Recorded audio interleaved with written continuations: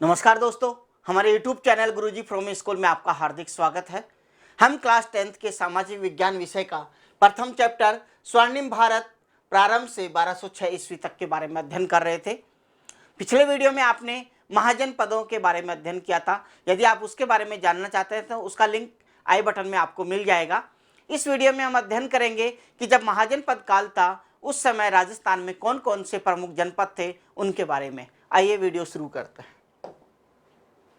राजस्थान के प्रमुख जनपद, राजस्थान के जो अपने प्रमुख जनपद हैं, इनको जानने के लिए आपको एक छोटी सी ब्रीफ कहानी सुनाता हूं, उसको अच्छे से गौर करें पहले, उसके बाद में जो प्रमुख जनपद हैं उनका अध्ययन करते हैं। सबसे पहले देखते हैं अपने यहाँ पे ये जो मैंने मैप दिया है, ये है पूरा भारतीय उपमहाद्वीप। भारतीय उपमहाद्वीप के चारों ओर आप देखते हैं तो पर्वत श्रृंखलाएं आपको मिलती है। सबसे पहले इधर मैं बात करूं तो यहाँ पे आपको मिलती है किरथर पर्वत श्रृंखला। इसके बाद में यहाँ पे आपको मिलती है सुलेमान और यहाँ पे मिलती है आपको हिंदू कुश पर्वत श्रृंखला। यहाँ पे हिमालय और यहाँ पे मिलता है अराकानियोमा।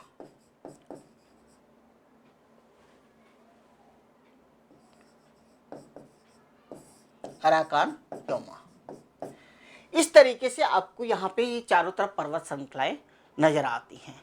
तो यहाँ पर भारत में जितने भी आपने आक्रमण देखे होंगे, चाहे सिकंदर का आक्रमण ले लो, चाहे महमूद गजनवी का ले लो, इसके अलावा जैसे बाबर का, अहमद शाह अब्दाली, ये सारे जितने भी आक्रांता हैं आप देख रहे होंगे भारत में। यहाँ पे उत्तर जो पश्चिम जो एरिया है इधर से ही आते हैं, बाकी तरफ से नहीं आते। तो इसका कारण एक ही है कि यहाँ पे जो पर्वत श्रृंखलाएं जो दी हुई है ये चारों तरफ, लेकिन इनके अंदर यहाँ पे एक दो इम्पोर्टेंट पासेज है। यहाँ पे है खैबर दर्रा और यहाँ पर है बोलन दर्रा। उसमें भी सबसे इम्पोर्टेंट ये है कि ये जो खैबर दर्रा है इसके जो पासेज है इसके माध्यम से सब लोग भारत में एंटर करते हैं। तो यहाँ पे जैसे ही यूनानी जो आक्रांता है भारत में यहाँ पे खैबर दर्रे के माध्यम से प्रवेश करते हैं, तो सबसे पहले कौन से एरिया को इफेक्ट करता है, मतलब जहाँ पे अपना आक्रांता जो आक्रमण करता है वो ये पंजाब का जो एरिया आता है। तो यहाँ पे रहने वाली जो कुछ जातियाँ हैं जैसे मालव, सीवी, अर्जुनायन, इनको सबसे पहले उनसे सामना करना पड़ता है। जब इनको लगता है कि हम इन यूनानियों को आक्रमण का पूरे तरीके से जवाब नहीं दे पा रहे, तो ये यहाँ से अपना जीवन बचाने के लिए गति करेंगे। किधर करेंगे? गति इधर ही नेचुरल है, इस तरफ चलेंगे। तो यहाँ पे जब ये जातियाँ इधर आती हैं तो यहाँ पे इनको मिलता है ये एरिया जो अपन कहलाते हैं अपना राजस्थान। यहाँ पे राजस्थान में आने के बाद ये यहीं पे स्थिर हो जाते हैं और राजस्थान में होता है जनपदों का विकास। तो राजस्थान में फिर कौन कौन से प्रमुख जनपदों का विकास होता है जो अपने सिलेबस में है, उन्हीं के बारे में हम अध्ययन करेंगे। तो उनमें है मत्स्य, सुरसेन, सिवी और जांगल, ये चार प्रमुख जनपद जिनके बारे में हम अध्ययन करने वाले हैं।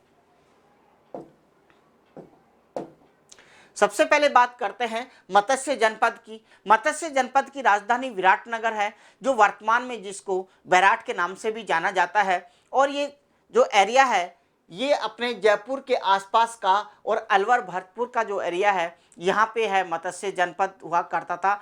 इसका जो उल्लेख है ये बिंदुसार से पहले, जो मौर्य शासक बिंदुसार हुआ उससे पहले कहीं उल्लेख विशेष नहीं मिलता है।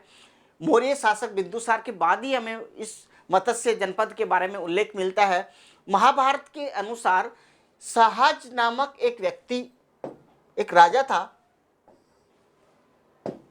सहज नामक एक राजा दो यहाँ पे शासन करता है और चेदी और मत्स्य दोनों राज्यों पर शासन करता है, ऐसा हमें महाभारत में उल्लेख मिलता है।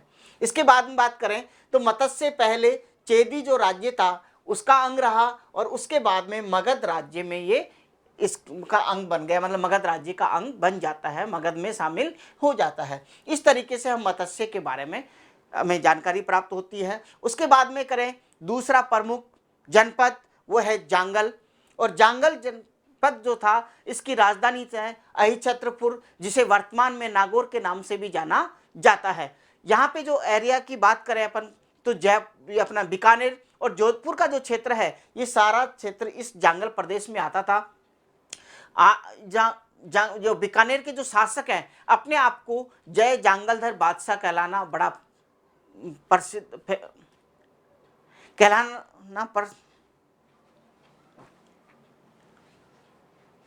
आगे बात करें जांगल प्रदेश की, तो जांगल प्रदेश की जो राजधानी है वो है आई छत्रपुर, जिसे वर्तमान में नागौर के नाम से भी जाना जाता है। और यहाँ पे बीकानेर और जोधपुर का जो क्षेत्र है ये पूरा इस जांगल प्रदेश में आता था, जांगल जनपद में आता था। और यहाँ इस प्रदेश को, जो जांगल प्रदेश है, इसको कुरु जांगला या मादरे जांगला के नाम से भी इसका उल्लेख मिलता है। और बीकानेर राज्य का जो राज चिन्ह है, जो उनका विशेष चिन्ह बना होता है, क्योंकि हर स्टेट का अपना अलग चिन्ह होता है उसको रिप्रेजेंट करने का, तो यहाँ का जो राज चिन्ह है उसके अंदर जय जांगलधर बादशाह लिखा हुआ है। तो इससे भी हमें पता चलता है कि बीकानेर के शासक इस नाम पे अपने आप को गौरवान्वित महसूस करते थे और कहते, वो अपने आप को जय मतलब जांगलधर बादशाह कहलाना उनको अच्छा लगता था। और इसकी जो राजधानी वर्तमान में आई छत्रपुर, जो वर्तमान में क्या कहलाती है, नागौर के नाम से भी इसको जाना जाता है। तो इस तरीके से दूसरा जो जनपद है जांगल, इसके बारे में हमने जाना। तीसरा प्रमुख जो जनपद है वो है सूरसेन, जिसकी राजधानी है मथुरा। ये भरतपुर, धौलपुर और करौली का जो क्षेत्र है, इसके अलावा यूपी का जो ब्रज प्रदेश के नाम से जाना जाता है, वह क्षेत्र भी सारा किस में आता है, सूरसेन जो जनपद था इसी में आता है। और जो प्राचीन यूनानी जो लेखक है, इसको सूरसेन को सूरसेनाई के नाम से वर्णन करते हैं। और इसकी जो राजधानी है मथुरा, इसको मेथुरा के नाम से भी इसका वर्णन करते हैं। महाभारत में जैसे आपने श्री कृष्ण के बारे में देखा, जो श्री कृष्ण थे महाभारत के पात्र, वह वासुदेव के पुत्र श्री कृष्ण का संबंध किससे, इसी जनपद से है। इसके बाद में बात करते हैं सीवी जनपद के बारे में। सीवी जो पाकिस्तान का एक क्षेत्र था, शिवपुर, वहाँ के ये जाति थी। और वर्तमान में जो शिवपुर है पाकिस्तान में, शोरकोट के नाम से स्थान है, उसको कहा जाता था शिवपुर।